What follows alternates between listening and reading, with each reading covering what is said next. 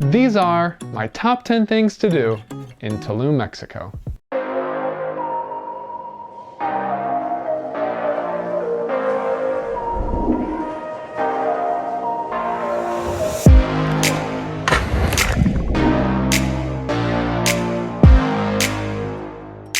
With the gorgeous Caribbean Sea, the wild jungle, swimming holes littered throughout, the ancient Mayan culture, Tulum has become a world-class travel and digital nomad destination over the last few years, undoubtedly. But besides these things, Tulum also has a great ethos of being holistic, having a sense of wellness, yoga, spirituality, and much more. So that is why I'm going to start off with number 10 being Holística. And this is an area where, again, if you're into health and wellness, spirituality, yoga, you can sign up for classes in this beautiful area of Tulum.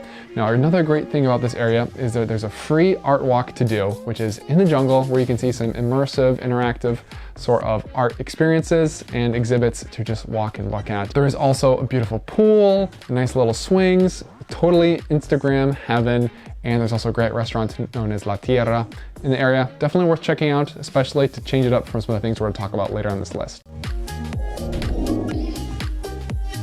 So we have to get this out of the way, although it has to be here for obvious reasons. This is going to be number 9, which is La Playa. La Playas, or the beaches, everybody.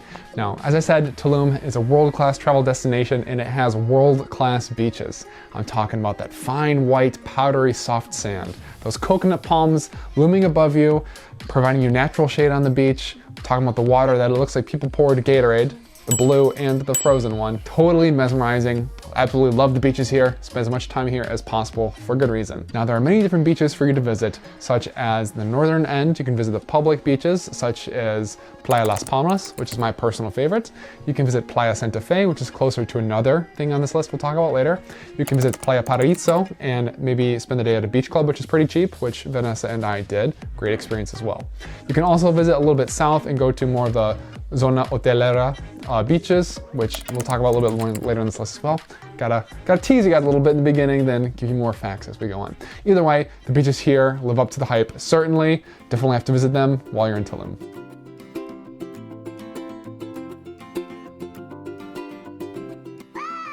Now, number 8 sort of goes hand to hand with number 9, which is you need to enjoy some tropical Mexican cocktails and drinks while being in Tulum. Now, you can do this on the beach at a beach club, or you can find other places on the beach as well. I personally got a piña loca, which is pretty much a big smoothie inside of a pineapple with lots of fresh fruit. So delicious and refreshing, considering a lot of the produce there is locally produced in a tropical climate. Then you can also get a coco frio, or just kind of a coconut. Some are more frio than others, if you catch my drift, with a straw in it. Pretty cheap as well, super refreshing and non-alcoholic if that's your taste. Now, if alcohol is your taste, definitely go to my favorite place in Tulum Centro called Beatty's Mojito Bar. Maybe it's a little bit more well known for tourists now, but either way, they have delicious mojitos with fresh pressed sugar cane, which you can see being produced right there. Pretty cheap too, only about 100 pesos or $5. A little expensive for Mexico maybe, but pretty cheap because they're pretty big and extremely delicious. My favorite mojitos I've ever had. Also, you can get some cocktails at one of my favorite food places called Burrito Amor, which we'll talk about a little bit more later. They have delicious cocktails such as your classic margarita, but their coconut cool is tropical and extremely refreshing as well. Those are just a few places for you to get your feet wet and enjoy some tropical Mexican drinks in tropical Mexico. Now, number 7 on this list is another heavy hitter. You've probably heard of it. If you haven't, then climb out from under that rock or that ruin, because it's the Tulum Ruinas, or Tulum Ruins. Now, these are by far the prettiest ruins I have ever seen in my life, partly due to the geographical location being right on the coast of Tulum. The water is as pretty as any of the beaches you'll visit here in Tulum near Santa Fe, or Playa Santa Fe that is, and some of the others we talked about a little while ago. Also, a lot of the ruins are very impressive as well, especially El Castillo, which is the biggest, and to me has that sort of Chichen Itza sort of ruin vibe. Also, it's located a bit with some jungly areas to explore, then come out into the open coast. There's wildlife around there, such as iguanas perching on the ruins throughout. Really beautiful to take a walk here and take in views of the ruins up close and a little bit far away. But definitely come here early because the tourists will be flocking from Cancun and Playa del Carmen and wherever they can finally get their butts from into the ruins. So definitely check it out, guys. It is not overhyped at all, I promise you.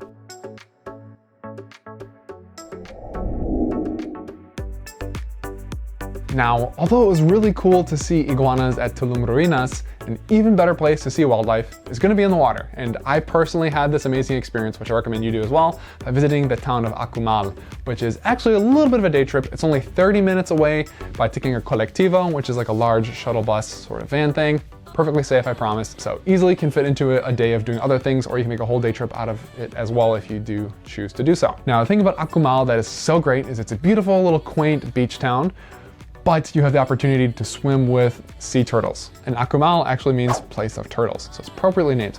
Now you can opt to do this by doing a cheap tour for only about like $20, $25 a person, or if you want to be a bit of a cheapskate like me, just bring your own snorkel gear and just get in if you can for free. If not, you can go in through like the dive shop for maybe like $6, not too bad either, and then just swim around the area that you're allowed to and keep your eyes peeled. I would just swim around everywhere, a little bit deeper, maybe where there's seagrass, looking for those beautiful sea turtles. I found one. It was my first time swimming with a sea turtle ever.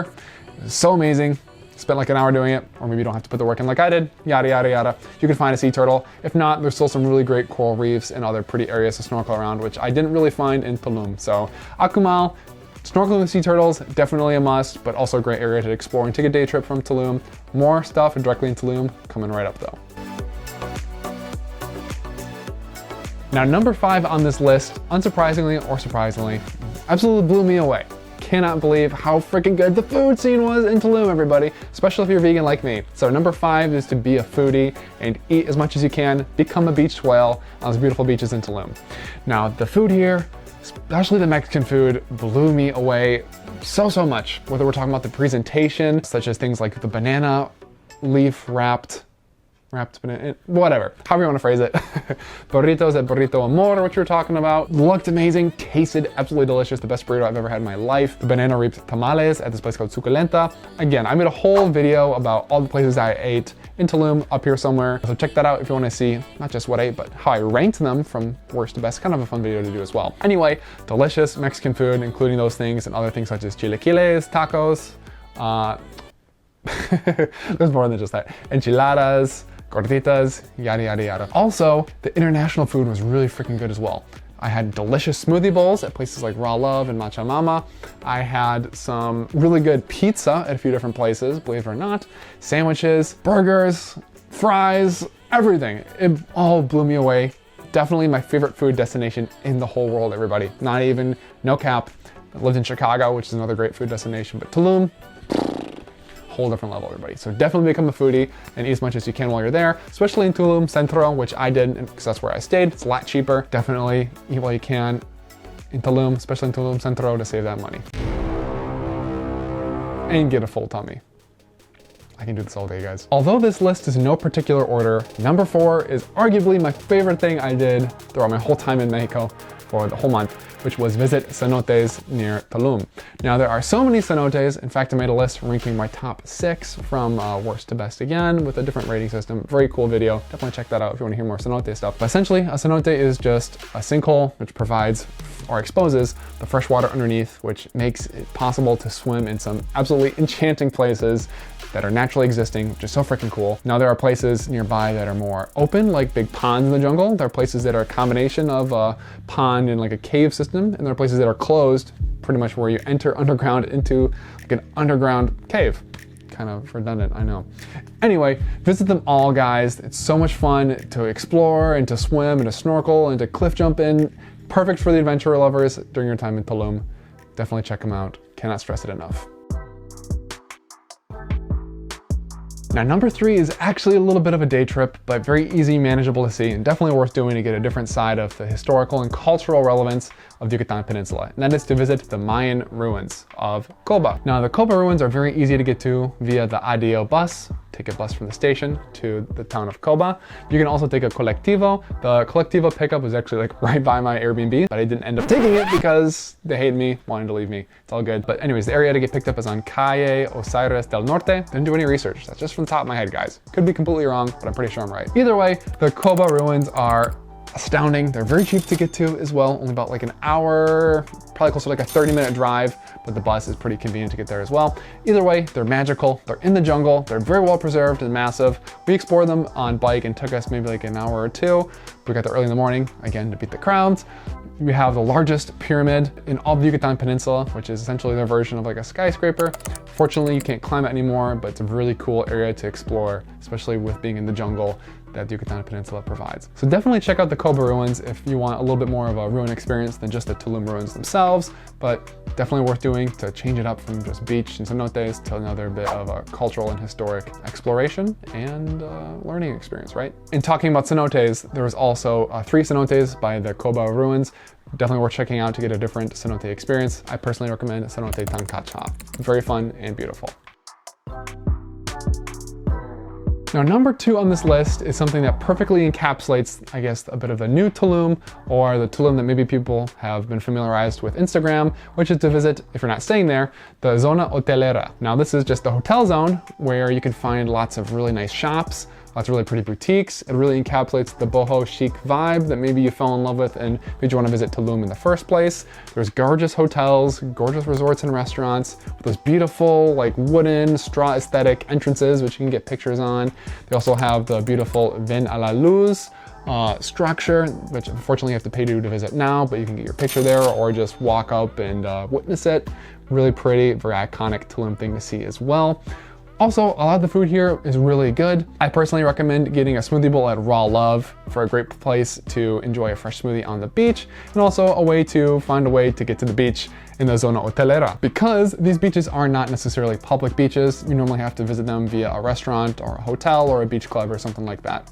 So that's my recommendation for the Zona Hotelera. Definitely check it out. I didn't spend a ton of time here personally. I like the Tulum Centro. It was a little bit more relaxed and not as filled with people and had a more of a local town feel to me, but definitely worth checking out while you're in Tulum if you're not staying there already.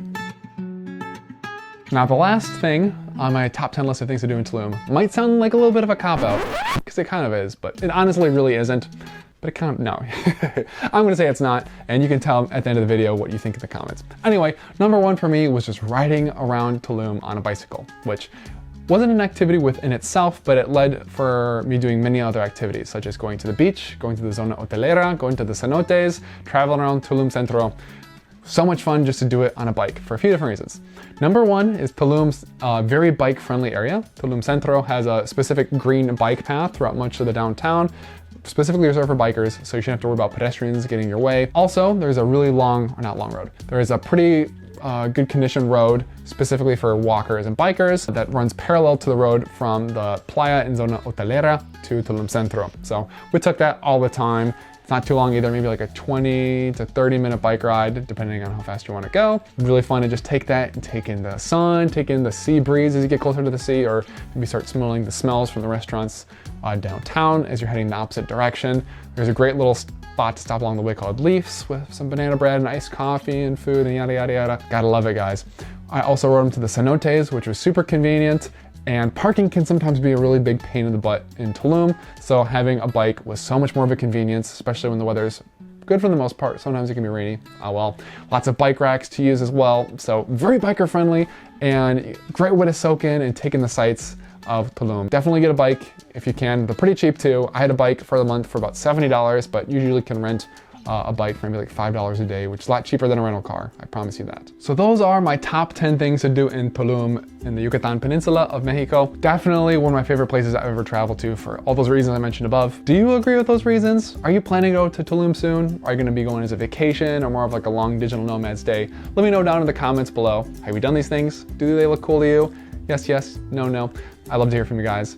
Thanks for liking and subscribing if interested in seeing more travel related content, always. It's been real, guys. Thanks for watching. Peace.